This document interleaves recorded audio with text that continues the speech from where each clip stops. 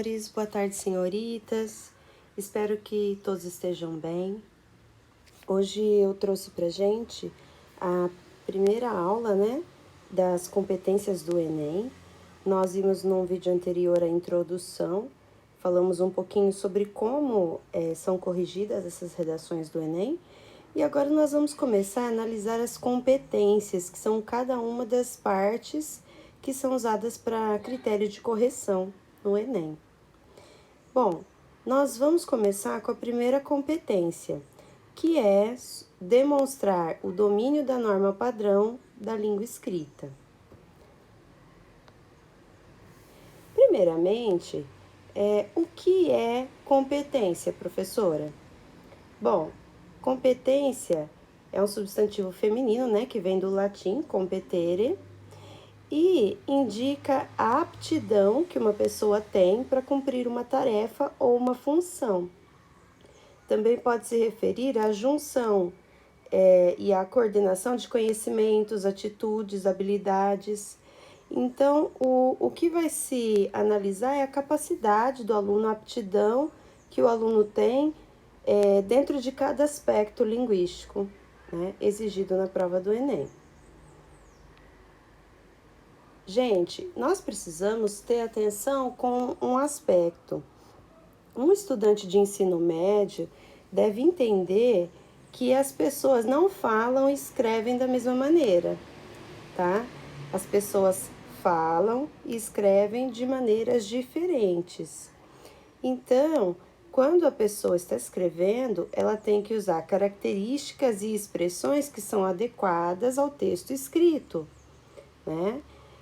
a nossa linguagem no dia a dia é mais solta, ela é menos formal, é mais tranquila. Agora, quando a gente escreve, a gente tem que se atentar aos aspectos da norma padrão, que é o que a primeira competência pede pra gente. Então, vamos analisar com um pouco mais de detalhe essa competência 1. Bom, a cartilha do candidato do Enem deixa claro que essa primeira competência trata da escrita formal e que ela é a modalidade da língua que está associada ao texto dissertativo argumentativo.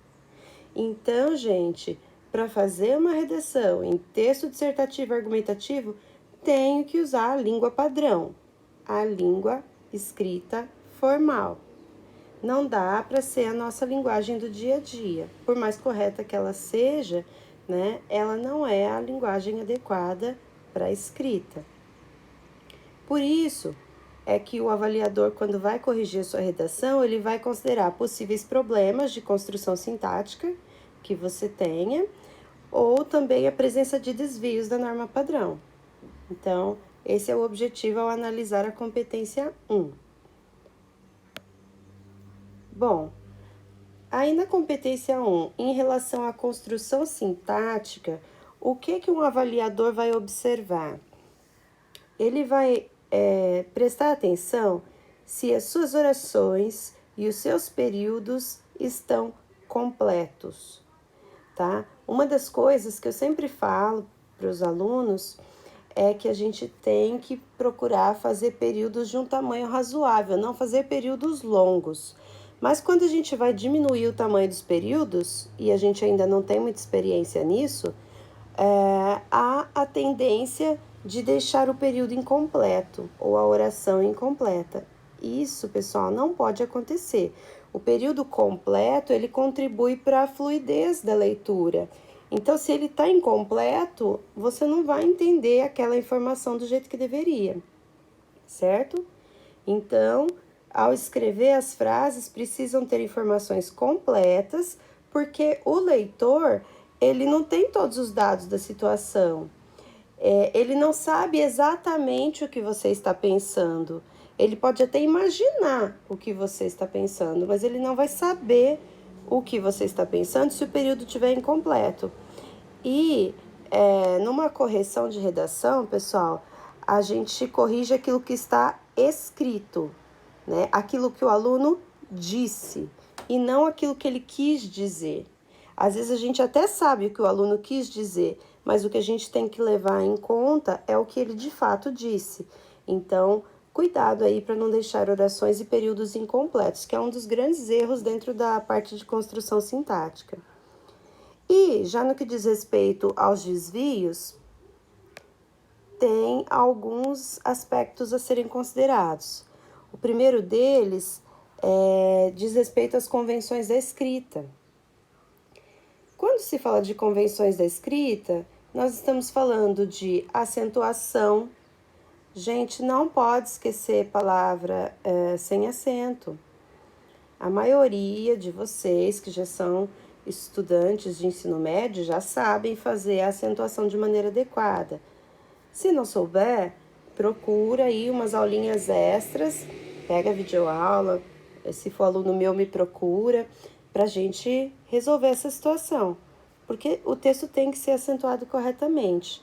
Até porque, dependendo da palavra, a ausência de acento muda totalmente o significado do que é dito. Então, cuidado com a acentuação. Ortografia, pessoal, nem se fala. Erro de ortografia tira muito a atenção do corretor, né? E passa uma impressão ruim do tipo de pessoa que você é quando escreve, né? Passa a impressão de que você tem algum problema na escrita. Então, cuidado, às vezes é questão de revisar o texto, né? Que a gente sabe como é a grafia correta da palavra, mas aí quando está escrevendo na correria, desatento, né? Preocupado com o tempo da prova, pode acontecer. Então, revisar o texto é muito bom para evitar problema de ortografia, certo? Bom, o uso do hífen também é uma coisa que diz respeito a essa convenção da escrita e ajuda bastante a gente a fazer a hifenização correta. Um aspecto que nenhum aluno devia ter problema é com relação ao uso de maiúsculas e minúsculas. Um estudante de ensino médio já deve saber quais são as palavras que a gente usa com letra maiúscula e minúscula, que são substantivos próprios, né, com maiúscula, e os comuns com minúscula. Então, pessoal, nome de estado, nome de pessoa, cidade, determinadas empresas. Então, eu tenho que usar a letra maiúscula, tá? E tudo que diz respeito a algo geral, vou usar a letra minúscula, tá? Porque vão ser os substantivos comuns. E algo que parece bobo falar, pessoal, mas não é, diz respeito à separação silábica. Acontece em cerca de 80% dos textos que eu começo a corrigir, o aluno tem problema de translineação, que é essa separação silábica no final da linha. É a transição de uma linha para outra. Quando, pessoal, eu estou escrevendo um texto dissertativo, o meu texto deve ser justificado. Ele deve ir até o final da linha. Se a minha palavra não couber inteira até o final da linha, eu vou usar a separação silábica. E tem as regras adequadas para isso. A gente aprende isso quando muito jovem, né? Segunda série a gente já está aprendendo isso. Então, preciso usar a separação silábica de maneira adequada. Senão, a gente olha para o texto e o final da linha fica totalmente desencontrado, né? Uma palavra vai até o fim da linha, a outra fica um dedo para trás, a outra fica 2 dedos a menos, e assim por diante. O texto, além de ficar esteticamente feio, né? Perde ponto nesse aspecto, tá? Porque é uma convenção da escrita escrever até o final da linha e usar para isso a separação silábica, né? De maneira adequada, certo? A gente deve seguir todas as normas da língua portuguesa, certo, pessoal? Também temos os aspectos gramaticais. Quanto a isso, pessoal, o que chama muita atenção e que é mais difícil de corrigir, bastante gente tem problema com isso, são os erros de regência verbal e nominal e também os erros de concordância verbal e nominal, tá?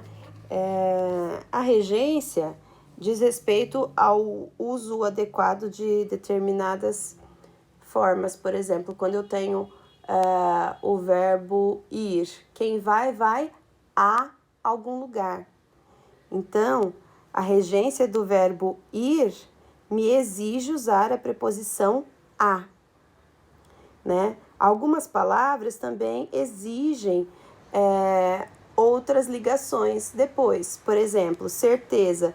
Quem tem certeza de alguma coisa. Quem tem medo de alguma coisa.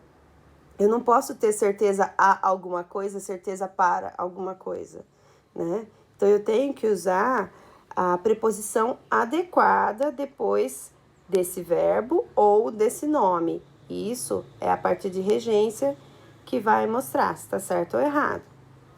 E também nós temos a parte de concordância verbal e nominal. Dentro da parte de concordância verbal, é muito comum o aluno fazer um período bem longo e aí ele escreve. E aí ele colocou o sujeito lá no começo do período, esse sujeito está no plural, e aí, como ele já escreveu muito, lá no meio do período ele usa o verbo no singular. E aí vai dar um problema, porque sujeito plural, verbo plural, sujeito singular, verbo singular. É a regra básica, né? A primeira regra de concordância verbal. No que diz respeito à concordância nominal, a gente também tem que tomar cuidado. Por exemplo, se um substantivo e um adjetivo estão distantes um do outro, eu tenho que tomar cuidado para que eles ainda assim concordem. Por exemplo, menino, bonito, menina, bonita. É um exemplo simples, mas quando essas palavras estão distantes no texto, com outras palavras intercaladas, eu posso cair no erro de fazer a concordância inadequada, tá? Então, cuidado com isso, pessoal. Pontuação também é um aspecto gramatical importante. A pontuação, ela pode causar inúmeros problemas no nosso texto, então a gente tem que tomar cuidado. Na sequência eu vou falar um pouquinho, né? Paralelismo, quando a gente tem uma estrutura que usa determinados verbos, eu tenho que tomar cuidado para usar os verbos que combinam, os verbos adequados. Essa estrutura paralela tem que ser adequada. Tomar cuidado com isso, né? Por exemplo, se eu pudesse, eu iria a Paris. Se eu disser, se eu pudesse, eu ia a Paris, aí eu estou usando uma estrutura inadequada, certo? Alguns verbos dentro da língua, eles sempre andam juntos, então eu tenho que ter essa noção linguística, tudo bem? Também, o emprego dos pronomes, eu tenho que tomar cuidado, saber, por exemplo, que eu não vou iniciar o meu período com o pronome átono, jamais, né? Eu tenho que tomar cuidado porque tem algumas situações em que eu sou obrigada a colocar o pronome antes do verbo, que é a próclise, ou eu sou obrigada a colocá-lo depois do verbo, que é a ênclise. E em algumas situações eu uso no meio do verbo, que é a mesóclise, que é algo já bem mais raro, até porque a linguagem se torna erudita demais.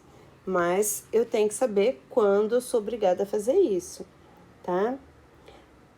A ocorrência de crase também é uma coisa importante.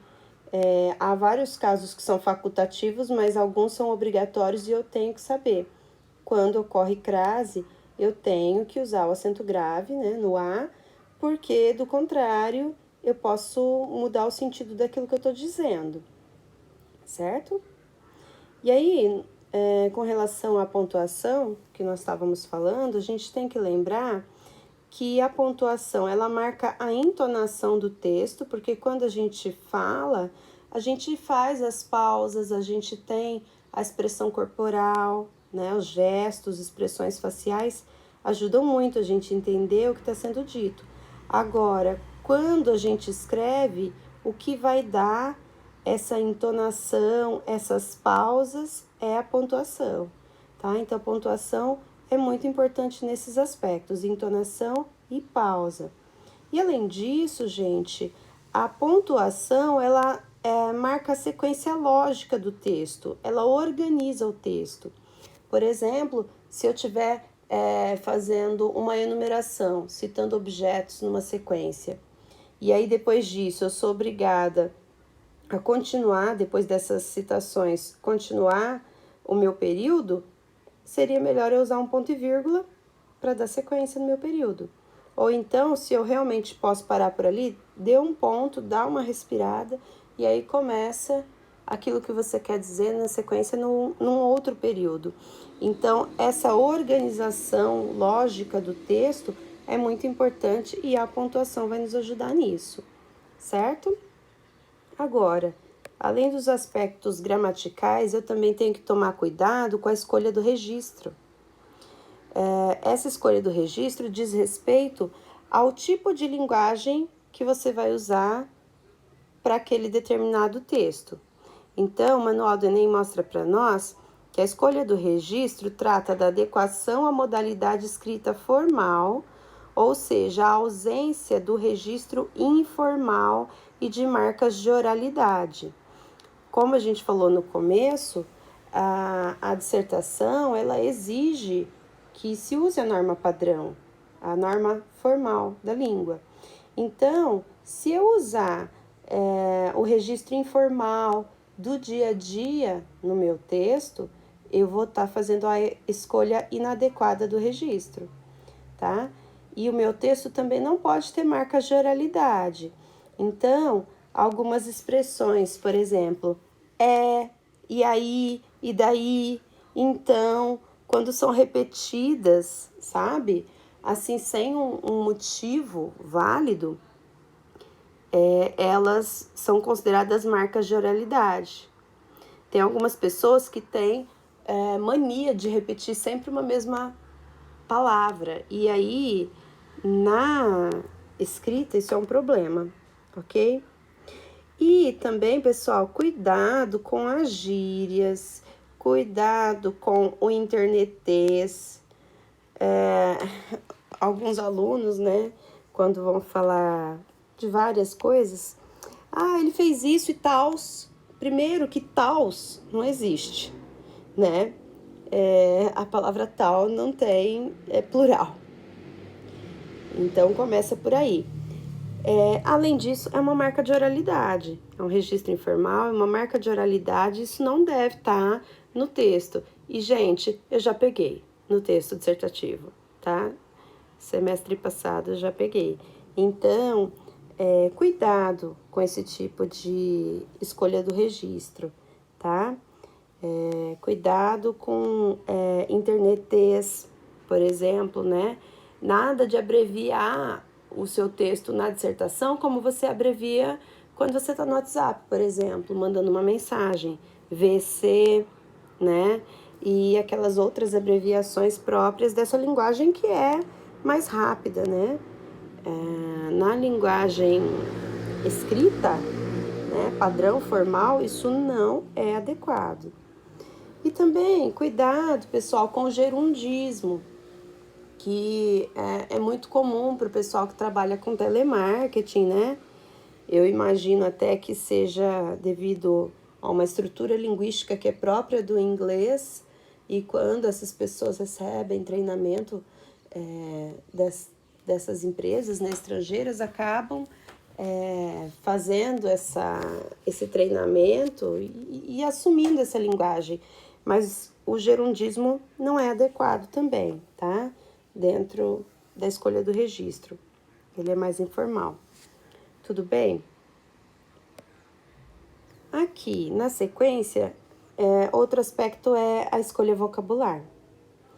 Quando a gente está escrevendo, a gente tem que ter um vocabulário preciso, específico para aquele assunto que está sendo tratado.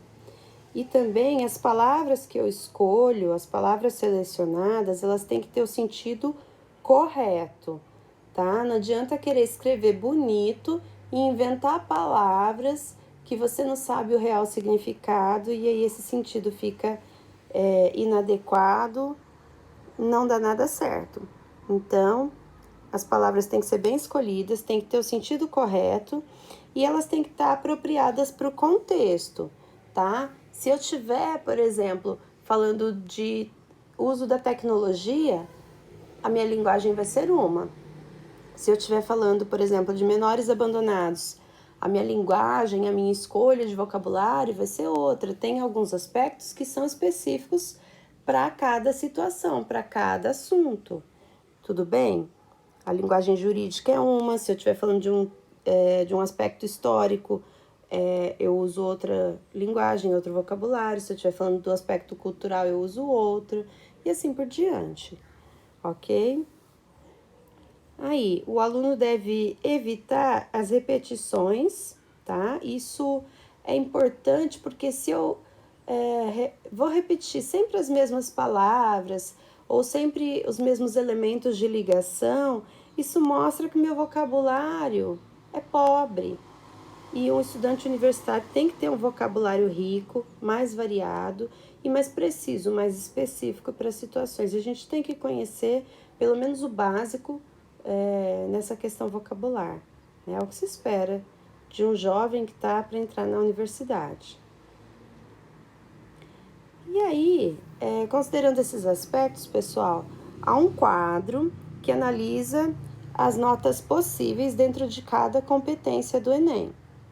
Então, aqui, o nosso objetivo é cravar os 200 pontos, pessoal. Nosso objetivo aqui é ficar lá no verdinho, tá? É tirar a nota máxima. Por quê, professora? Porque a competência 1, de certa maneira, é algo que a gente já sabe fazer.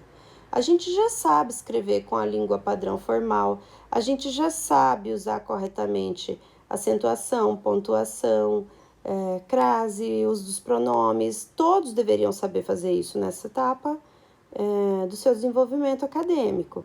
Então, eu digo que é uma competência em que é fácil de tirar os 200 pontos.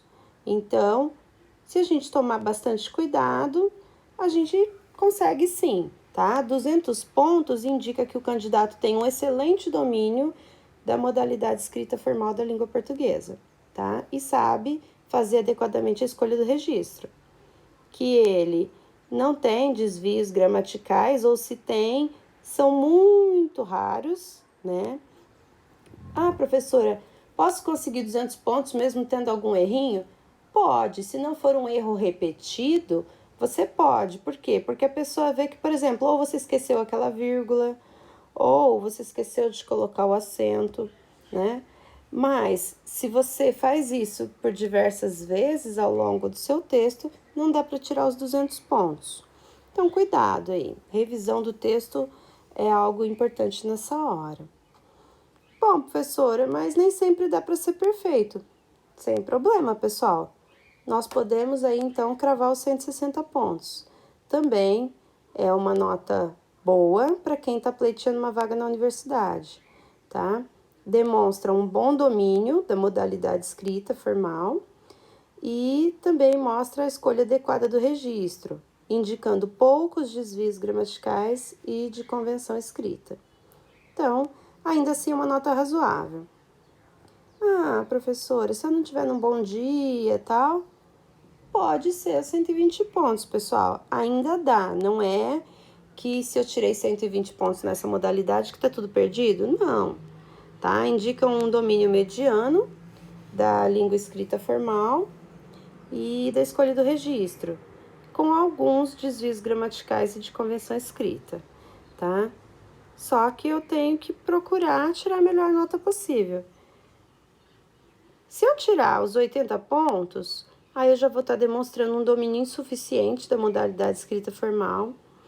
Vou mostrar que eu tenho muitos desvios gramaticais da escolha do registro e de convenção escrita, que é o que a gente não quer. E eu sei que vocês conseguem fazer melhor do que isso. Todos vocês conseguem sim, né? Pelo que vocês escrevem para mim, eu já sei que vocês são melhores do que isso. Então, esse aqui é o que a gente não quer, 80 pontos, tá arriscado. 40 pontos, menos ainda, né? Indica um domínio precário da modalidade de escrita formal, né? Que a pessoa tem desvios frequentes de ordem gramatical, de ordem de registro e convenção escrita, isso a gente não quer. 40 pontos de forma alguma, né? Elimina as nossas chances de pleitear uma vaga. E 0 ponto, pessoal, no Enem, vamos falar a verdade, só se a pessoa realmente for analfabeta ou semi-analfabeta, né? Nem semi-analfabeto consegue zerar a dissertação do Enem, porque eles dão muita chance para a pessoa obter a pontuação, certo? Então, pessoal, essa é a primeira competência. Eu espero que todos tenham compreendido. Espero que vocês tenham gostado. E aí, na próxima aula, nós vamos ver a competência 2. E eu espero vocês, então, no próximo vídeo. Até mais!